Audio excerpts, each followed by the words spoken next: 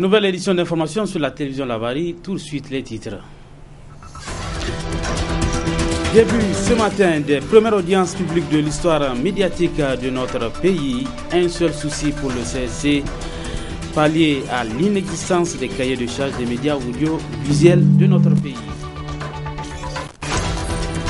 Les agents nigériens de la SORAS ont mis leurs menaces en exécution. Ils ont entamé aujourd'hui une grève de 48 heures, correspondance de plus d'air dans ce journal.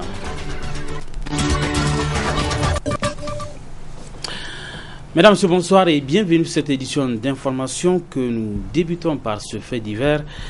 Découverte macabre ce matin du corps d'une jeune fille dans une fosse de toilette extérieure à une concession au quartier Nielga Gawai dans le 5e arrondissement de la ville de Niamey.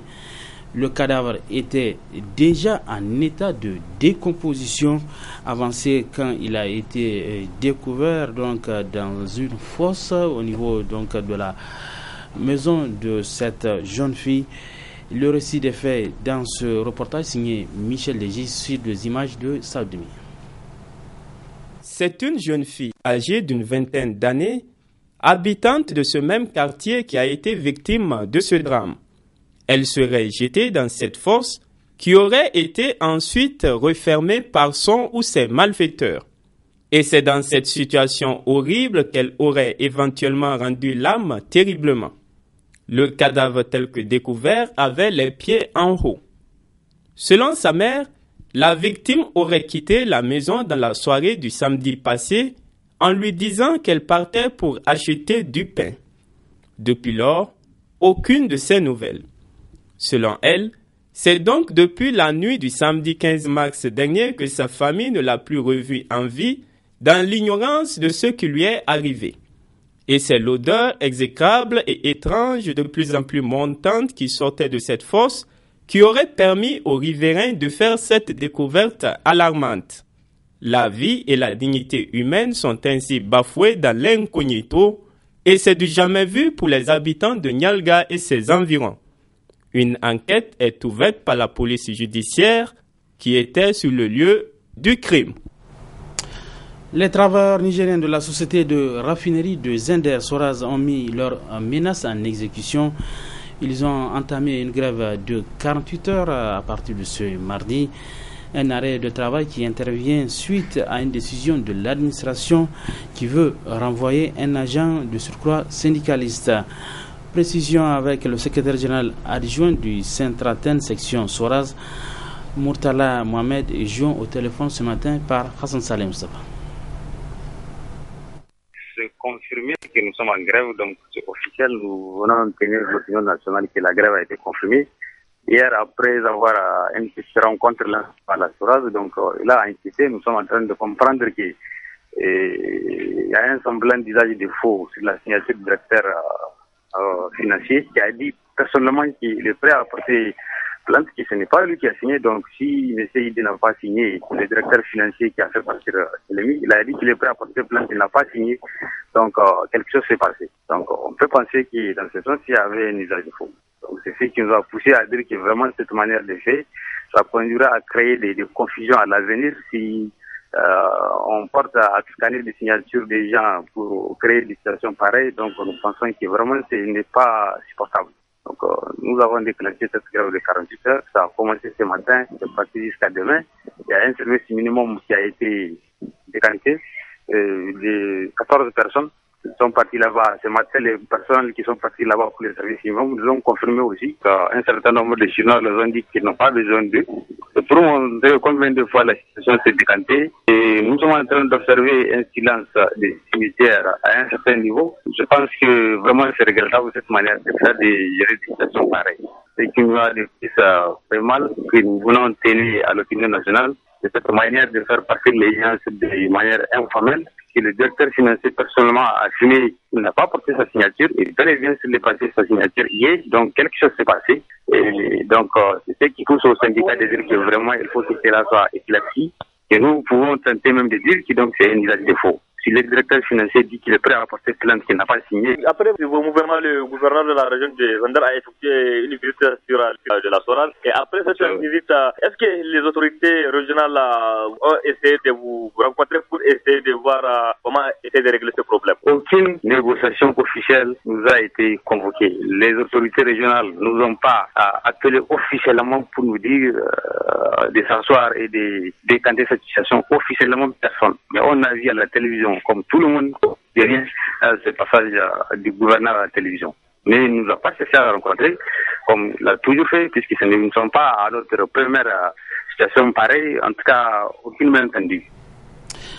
Retour à Niamey avec l'ouverture ce matin des travaux de l'atelier de restitution du rapport sur le cadre d'investissement pour la riposte nationale au VIH. À travers cette activité organisée par la coordination intersectorielle de lutte contre les IST VIH-Sida, 3 objectifs sont visés, n'est-ce pas Ariette Salah qui signe son grand retour après un congé bien mérité. Cet atelier organisé par la coordination de lutte contre le sida qui regroupe tous les acteurs intervenant dans la lutte contre cette pandémie du territoire et du développement communautaire le cadre d'investissement pour la riposte nationale au VIH. Le cadre d'investissement est un document essentiel permettant de démontrer une meilleure allocation des ressources dans des secteurs clés pour un plus fort impact dans la réponse au VIH et aux autres maladies. C'est dans cette optique que l'ONU-SIDA a élaboré l'approche cadre d'investissement auquel ont adhéré tous les bailleurs de fonds internationaux. Il permet, sur la base du contexte épidémiologique, d'aider à la priorisation des interventions et d'allouer les ressources vers les investissements les plus stratégiques en termes d'impact vers l'élimination des nouvelles infections et des décès liés au sida.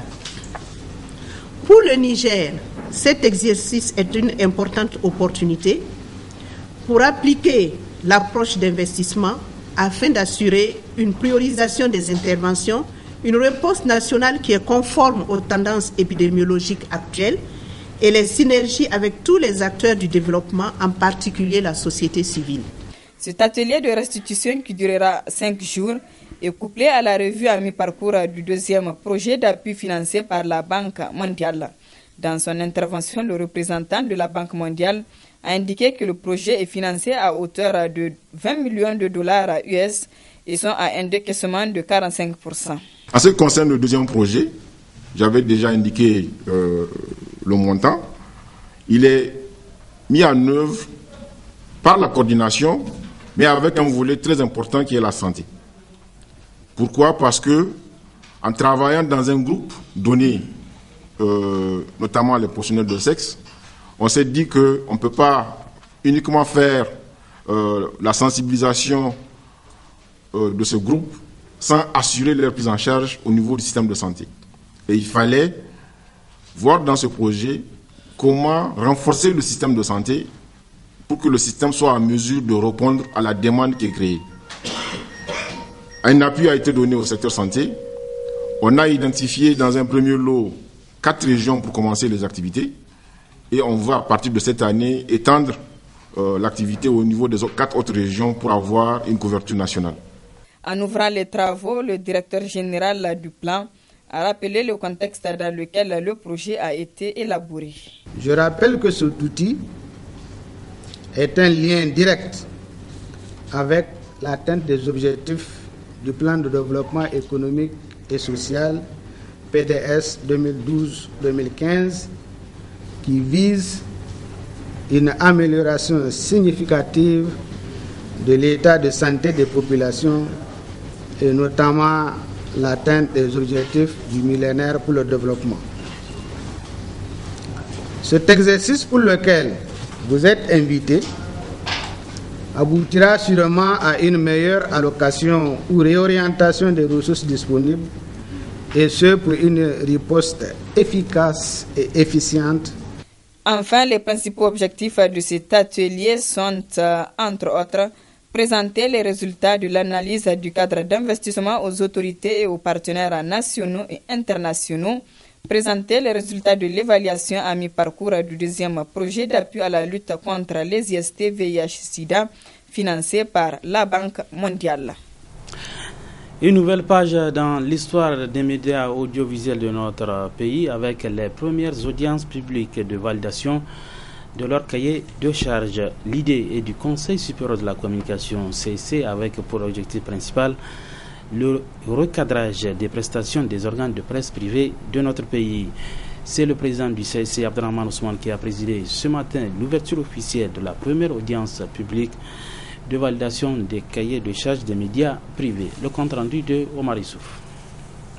C'est la première fois depuis sa création que le Conseil supérieur de la communication organise une telle rencontre. Ils sont presque tous présents, les responsables des médias privés et communautaires du Niger, pour l'audience publique de validation de leur cahier de charges. Au moment où je vous parle, seules 2 télévisions privées sous les 10 existantes ont une autorisation d'exercice en cours de validité. Les 8 autres exercent avec des autorisations provisoires dont certaines sont expirées depuis plusieurs années. À ce même instant, sur les 49 radios privées opérationnelles, aucune ne dispose d'une autorisation valide. Qu'en est-il des radios communautaires? À ce niveau également, toutes les autorisations d'exercice des 134 radios communautaires et associatives que j'évoquais tantôt sont arrivées à expiration pour certaines depuis belle durette. Parmi les multiples raisons qui peuvent expliquer cette situation, je mentionne ici celle qui me paraît la plus déterminante, à savoir l'inexistence des cahiers de charges. Le constat est amer, les médias nigériens dans leur majorité exercent dans l'illégalité. Le CSC cherche à remettre tout en ordre. Le Conseil supérieur de la communication, dès son installation en avril 2013, a fait du parachèvement des cahiers de charges sa priorité absolue. Moins d'1 an après, les résultats sont tangibles. Nous disposons de 3 projets de cahiers de charges que nous soumettons à votre appréciation au cours de ces premières audiences publiques de l'histoire médiatique de notre pays. Ainsi, le menu des travaux est présenté comme suit. Journée du 18 mars, consacrée à la validation du cahier de charges des télévisions privées. Journée du 19 mars, examen du projet de cahier de charges des radios privées. Celle du 20 mars est consacrée à la validation du cahier de charges des radios communautaires.